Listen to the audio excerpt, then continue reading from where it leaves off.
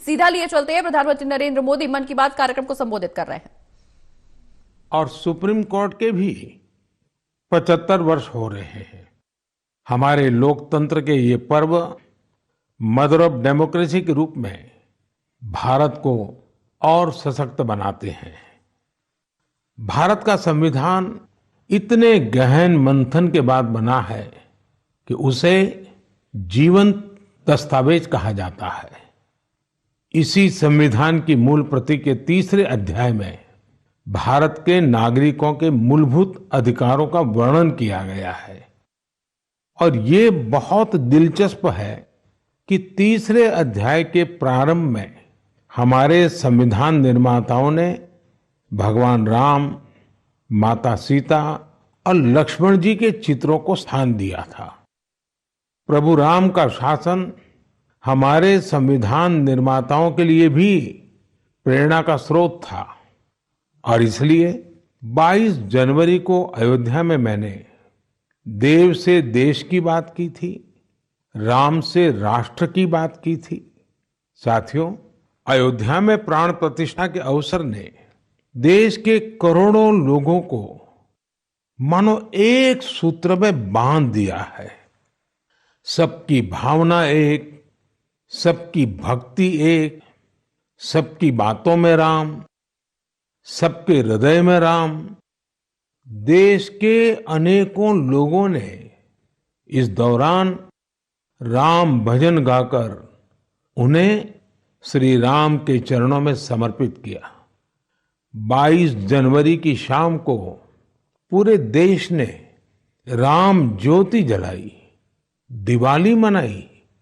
इस दौरान देश ने सामूहिकता की शक्ति देखी, जो विकसित भारत के हमारे संकल्पों का भी बहुत बड़ा आधार है। मैंने देश के लोगों से आग्रह किया था कि मकर संक्रांति से 22 जनवरी तक स्वच्छता का अभियान चलाया जाए। मुझे अच्छा लगा कि लाखों लोगों ने श्रद्धाभाव से जुड़कर अपने क्षेत्र के धार्मिक स्थलों की साफ सफाई की। मुझे कितने ही लोगों ने इससे जुड़ी तस्वीरें भेजी हैं, वीडियो भेजे हैं।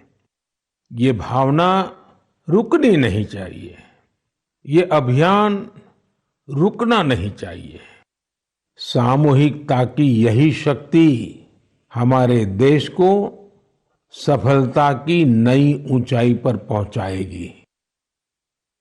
मेरे प्यारे देशवासियों, इस बार 26 जनवरी की परेड बहुत ही अद्भुत रही, लेकिन सबसे ज्यादा चर्चा परेड में विमेन पावर को देखकर हुई। जब कर्तव्य पथ पर केंद्रीय सुरक्षा बलों और दिल्ली पुलिस की महिला टुकड़ियों ने कदमताल शुरू किया तो सभी गर्व से भर उठे। महिला बैंड का मार देखकर, उनका जबरदस्त तालमेल देखकर देश विदेश में लोग झूम उठे। इस बार परेड में मार्च करने वाले 20 दस्तों में से 11 दस्ते महिलाओं के ही थे। हमने देखा कि जो झांकी निकली उसमें भी सभी महिला कलाकार ही थी। जो सांस्कृतिक कार्यक्रम हुए उसमें भी करीब 1,500 बेटियों ने हिस्सा लिया था। कई महिला कलाकार शंख, नादस्वरम और नागदा जैसे भारतीय संगीत वाद्य यंत्र बजा रही थी। डीआरडीओ ने जो झांकी निकाली उसने भी सभी का ध्यान खींचा। उसमें दिखाया गया कि कैसे नारी शक्ति जल, थल, नभ, साइबर और स्पेस हर क्षेत्र में देश की सुरक्षा कर रही है। 21वीं सदी का भारत ऐसे ही विमेन लेड डेवलपमेंट के मंत्र के साथ आगे बढ़ रहा है। साथियों, आपने कुछ दिन पहले ही अर्जुन अवार्ड समारोह को भी देखा होगा। इसमें राष्ट्रपति भवन में देश के कई होनहार खिलाड़ियों और एथलीटों को सम्मानित किया गया है। यहाँ भी जिस एक बात ने लोगों का खूब ध्यान खींचा, वो थी अर्जुन पुरस्कार पाने वाली बेटियां और उनकी लाइफ जर्नीज। इस बार 13 विमेन एथलीट्स को अर्जुन अवार्ड से सम्मानित किया गया है। इन विमेन एथलीट्स ने अनेकों बड़े टूर्नामेंटों में हिस्सा लिया और भारत का परचम लहराया। शारीरिक चुनौतियां, आर्थिक चुनौतियां इन साहसी और टैलेंटेड खिलाड़ियों के आगे टिक नहीं पाई। बदलते हुए भारत में हर क्षेत्र में हमारी बेटियां, देश की महिलाएं कमाल करके दिखा रही है। एक और क्षेत्र है जहां महिलाओं ने अपना परचम लहराया है, वो है सेल्फ हेल्प ग्रुप। आज विमेन सेल्फ हेल्प ग्रुप्स की देश में संख्या भी बढ़ी है और उनके काम करने के दायरे का भी बहुत विस्तार हुआ है। वो दिन दूर नहीं जब आपको गांव-गांव में, खेतों में नमो ड्रोन दीदियां ड्रोन के माध्यम से खेती में मदद करती हुई दिखाई देगी। मुझे यूपी के बहराइच में स्थानीय चीजों के उपयोग से बायो फर्टिलाइजर और बायो पेस्टिसाइड तैयार करने वाली महिलाओं के बारे में पता चला। सेल्फ हेल्प ग्रुप से जुड़ी निबिया बेगमपुर गांव की महिलाएं गाय के गोबर, नीम की पत्तियां और कई तरह के औषधीय पौधों को मिलाकर बायो फर्टिलाइजर तैयार करती हैं। इसी तरह ये महिलाएं अदरक, लहसुन, प्याज और मिर्च का पेस्ट बनाकर ऑर्गेनिक पेस्टिसाइड भी तैयार करती हैं। इन महिलाओं ने मिलकर उन्नति जैविक इकाई नाम का एक संगठन बनाया है। ये संगठन बायो प्रोडक्ट्स को तैयार करने में इन महिलाओं की मदद करता है। इनके द्वारा बनाए गए बायो फर्टिलाइजर और बायो पेस्टिसाइड्स की मांग भी लगातार बढ़ रही है। आज आसपास के गांवों के 6,000 से ज्यादा किसान इनसे बायो प्रोडक्ट खरीद रहे हैं। इससे सेल्फ हेल्प ग्रुप से जुड़ी इन महिलाओं की आय बढ़ी है और उनकी आर्थिक स्थिति भी बेहतर हुई है। मेरे प्यारे देशवासियों, मन की बात में हम ऐसे देशवासियों के प्रयासों को सामने लाते हैं जो निस्वार्थ भावना के साथ समाज को, देश को सशक्त करने का काम कर रहे हैं।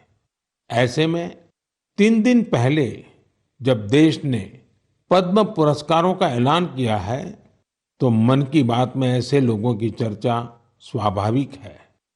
इस बार भी ऐसे अनेकों देशवासियों को पद्म सम्मान दिया गया है, जिन्होंने जमीन से जुड़कर समाज में बड़े-बड़े बदलाव लाने का काम किया है।